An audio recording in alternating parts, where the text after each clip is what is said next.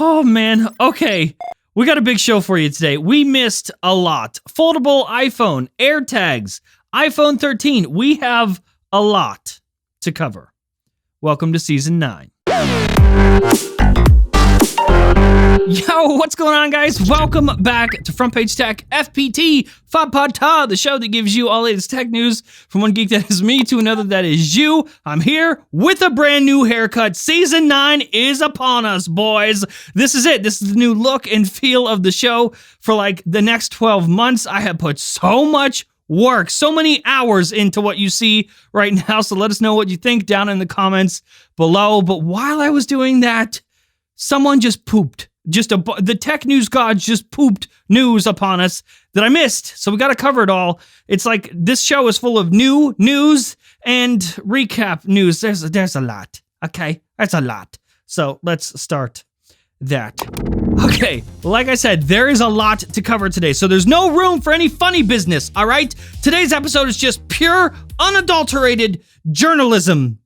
So first up for the day, story numero uno. A brand new FCC filing has come out detailing the possibility of wirelessly charging AirTags from your iPhone. The FCC filing states that not only can your iPhone 12 charge wirelessly, but it can also reverse wirelessly charge accessories. I mean, of course, it's not a feature that's enabled yet, like you can't do it, but the hardware is capable of it. And this whole reverse wireless charging thing is true. From what I know, the feature will be called Power Drop. Now, this filing doesn't mention AirTags by name, but like the quote says this: currently, the only accessory that can be charged by iPhones is an external potential Apple accessory in the future. Translation: currently, the only Apple accessory that can be charged by iPhones is a totally not real, maybe, sort of, kind of, potentially happening thing in the future. I don't know, maybe. Who said it's a thing? Who are you? You don't know me.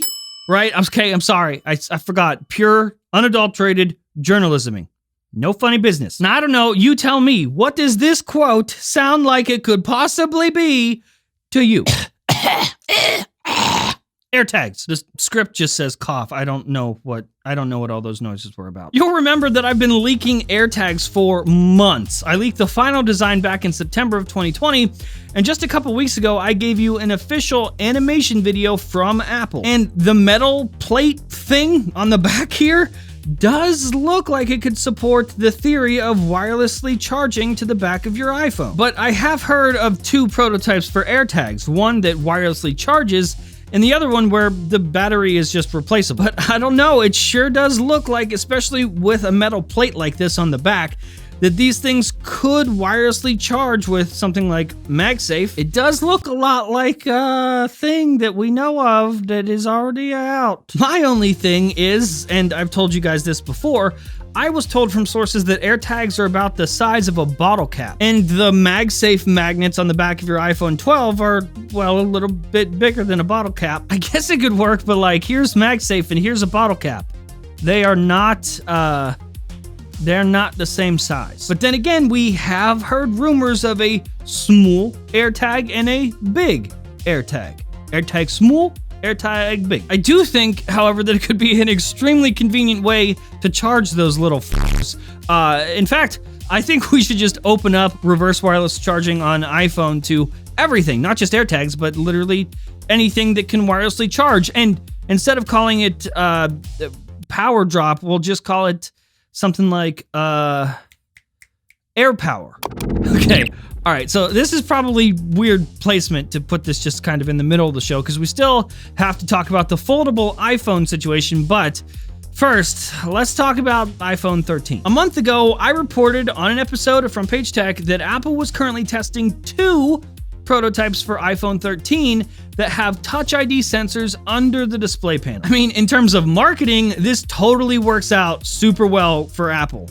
When they took Touch ID away in favor of Face ID on iPhone 10, it wasn't because they only wanted you to use Face ID. It's because they couldn't get Touch ID to work under that display at that time. But now, they don't have to backtrack on their marketing for Face ID. They do not have to admit that they couldn't do Touch ID under the display panel before, because now they can just say they brought it back because Rona. So your phone works better even when you're wearing a mask. So you can still unlock it even if you're wearing a mask. Yay! Apple did it! Tim Cook is a hero! Anyway, like I said, I reported that a month ago. And now, it's looking even better. A new report from Mark Gurman came out on Bloomberg's website last week saying pretty much the same thing. To be fair, Mark put out a ton of reports at the end of last week, but obviously I'm just now getting to them because, well, season 9. And a lot of those reports confirm or at least fill in the blanks of what I reported throughout the last month. Now, I know, I get it, right? Mark Gurman is just another leaker, so it's not like things are officially confirmed just because Mark Gurman says them.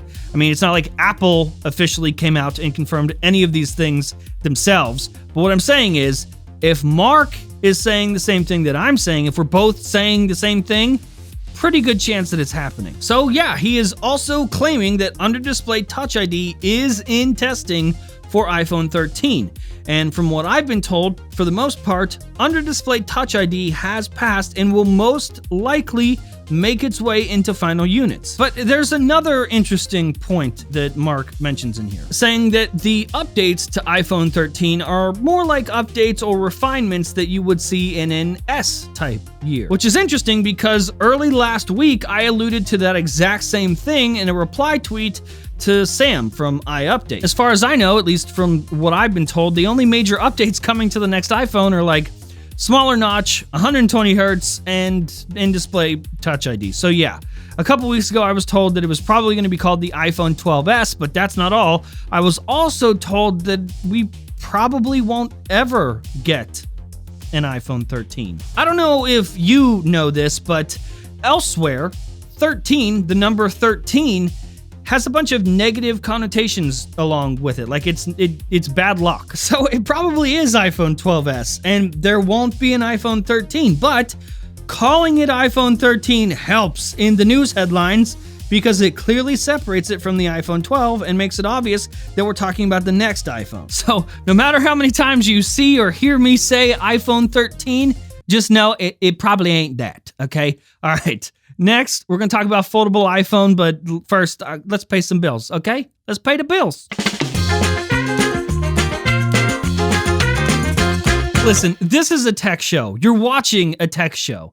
You do not need me or anybody like me to tell you what a VPN is or why you need one. But what I will tell you is that my boys over at WeVPN are all VPN veterans who are tired of the sketchy practices of other VPNs that they worked for. So they joined forces and created one of the fastest and most secure VPNs there is. For only $3 a month on a yearly plan, you get access to a fast and secure VPN loaded with premium features and a choice of over 50 server locations. They're already offering 62% off right now with 1 month free, and you can get an additional 10% off by using the promo code FPT. My challenge to you is that even if you already use a VPN right now, if you like this show, if you trust me, click the link down in the description right now and give WeVPN a try. All right, so here we are. Foldable iPhone. Really, foldable iPhones.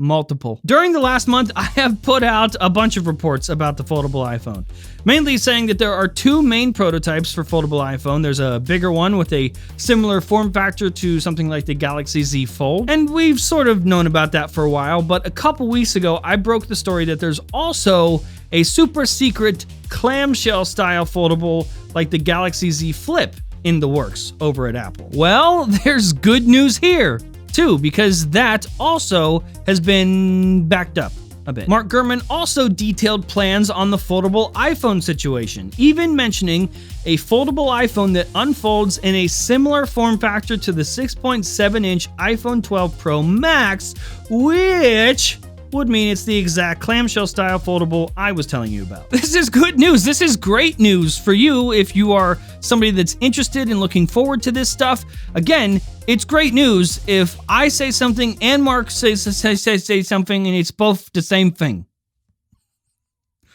What? What he also talks about is just how far off these foldable iPhones actually are. Following sketchy reports that a foldable iPhone was coming out in September next year, 2022, I came out and reported that that's probably incorrect. That at least according to my sources behind the scenes, there's no like definitive production schedule for any of these things. Yes, they're in testing, but in terms of like a product timeline and a scheduled release, like there's nothing. And behind the scenes, nothing like that. And Mark reiterates that here, saying that the foldable iPhone is years away and that we may not see it at all. I don't think that is at all the case. I think we will definitely see the foldable iPhone or foldable iPhones.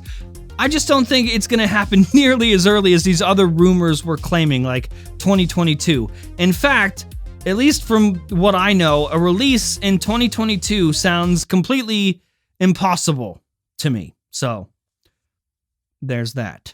And that's it. That's the show. Hopefully you liked it. You learned something. If you did, hit the like button. If you hate my stupid face, the dislike button.